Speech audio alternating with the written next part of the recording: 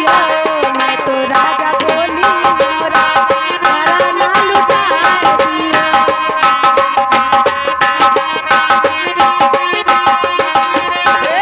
घराना लुटायो रुपया ना लुटाई दियो, घराना लुटायो रुपया ना लुटाई दियो, मैं तो राजा बोली मोरा घराना लुटाई दियो। मैं तो राजा बोली मोरा घराना लुटा दिया।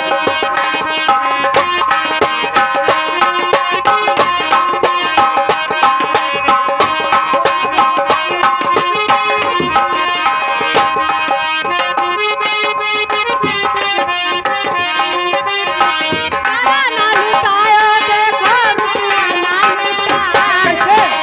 घराना लुटायो देखो रुपया ना लुटाए। मैं तो राजा बोली मोरा घराना लुटाए दिया।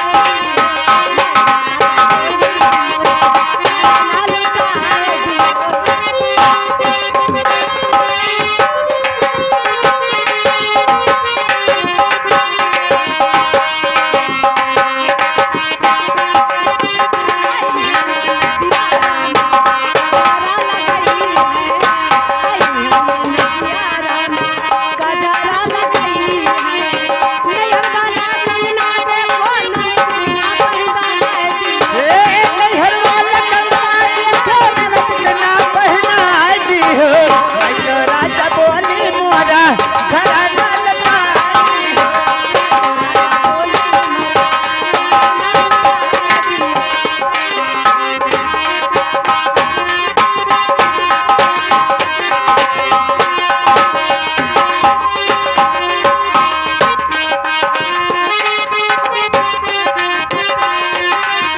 घराना लुटायो देखो रुपया ना लुटायो।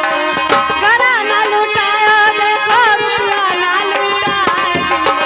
मैं तो राजा बोली मोरा घराना लुटाए दियो। मैं तो राजा बोली मोरा घराना लुटाए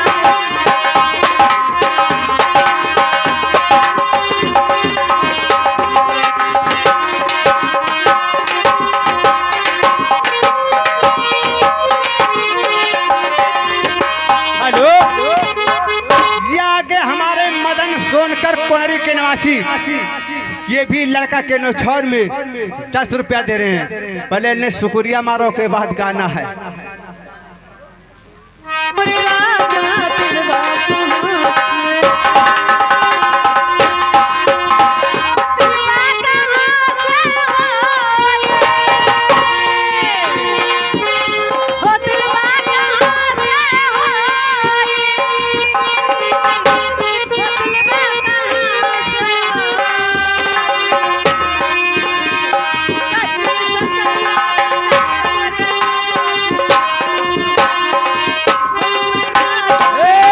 हेलो, ये जान चुके लड़कवा के बड़के बप्पा, 1 रुपया देना बड़के बापा। लड़कवा के बड़के बप्पा लड़का के नौछौर में 21 रुपया दे रहे हैं। ए बड़ा दिल करी ना लड़के बापा। मगन का कहना क्या है, कोई देहाती सोहर ए बोला